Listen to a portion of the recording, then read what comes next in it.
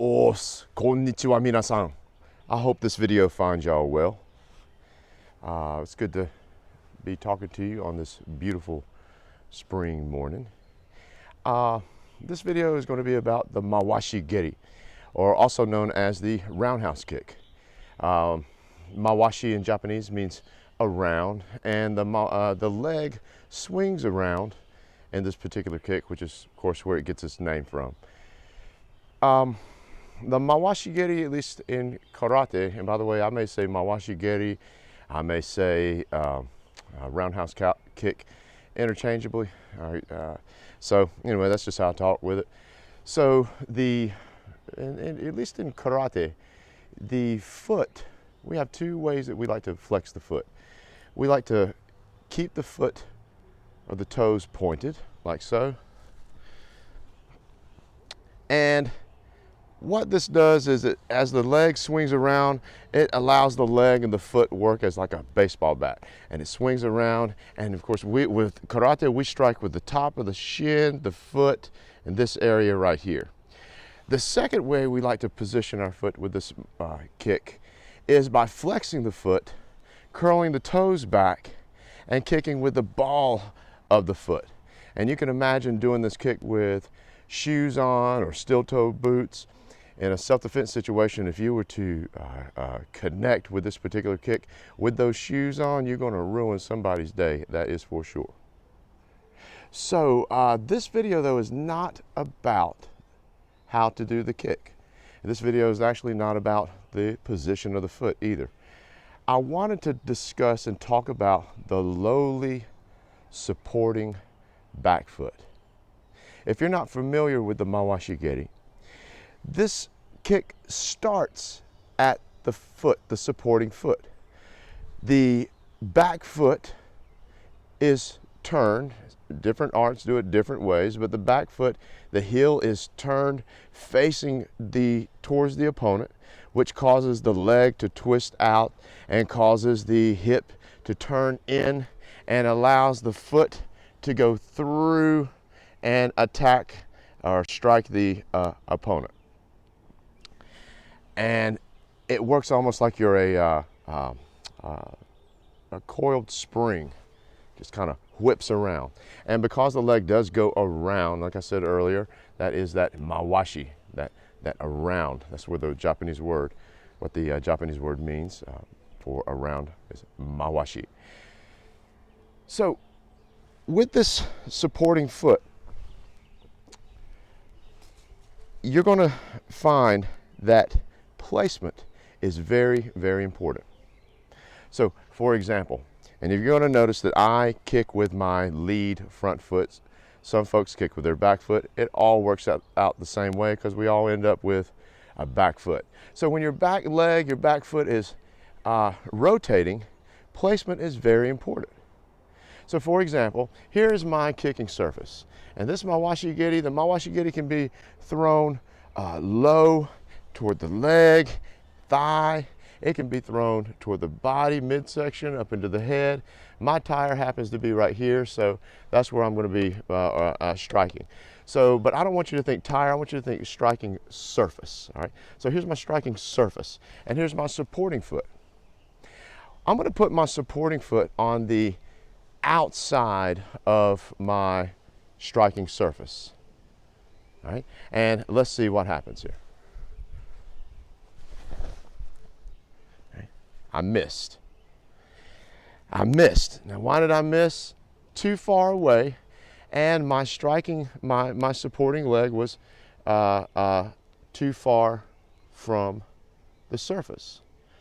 Well, what one has to understand is that as the leg is swinging around, it's building up power, momentum, and as that leg, the striking leg, gets in line with the supporting foot. I'll do my actual leg here. As it swings around and it is in line with the supporting leg, it's at its maximum power. So once you go past your supporting leg, you lose power. You start reaching across yourself. And that's what happened earlier. Because my foot was outside, I had to reach, and I missed my target because my striking. So naturally, what do you want to do? You want to line up your supporting leg with the striking surface, correct? So let's see what happens. Now, I struck it, but there's a problem. I only struck at it. And what I want y'all to get from this video is that where you place this foot is going to allow you to deliver more power, more crushing penetration by placing your supporting foot behind your target. Now, if you can imagine, as your leg and your Mawashi Geri is swinging around and it gets to your target, it's got to go through your target in order to get in line with the supporting leg. So what that means is that you've gone past and through your target before you've gotten to maximum power. So instead of hitting, or instead of striking at your target, all right, you're striking through your target. So now let's see what happens. Now I'm not in line with my target. I'm going to be behind my target. And when I say what I mean is my rear back supporting foot. And if you remember earlier, it's going to turn, which is going to allow my leg to swing around, my hip to swing through my target, also allowing my through and past the striking surface. So let's see what happens.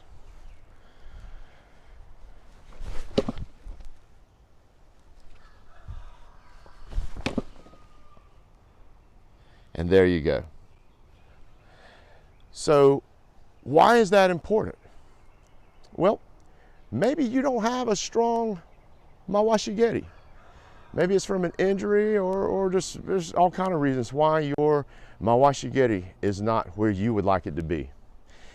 Well, maybe a simple fix is not just doing the kick thousands of times.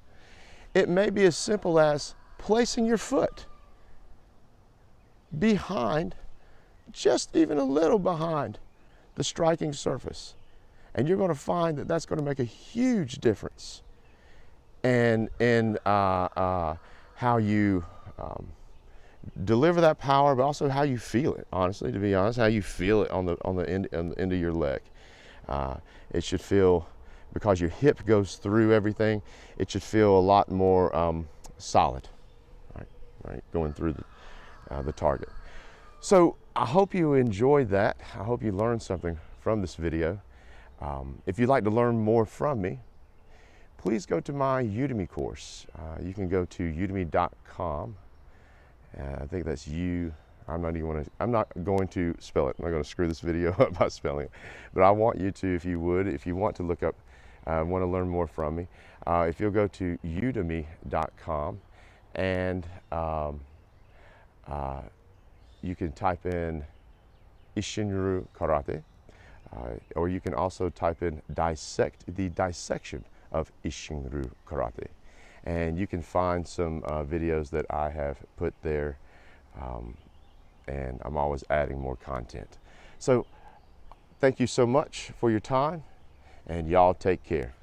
Domo arigato gozaimashita.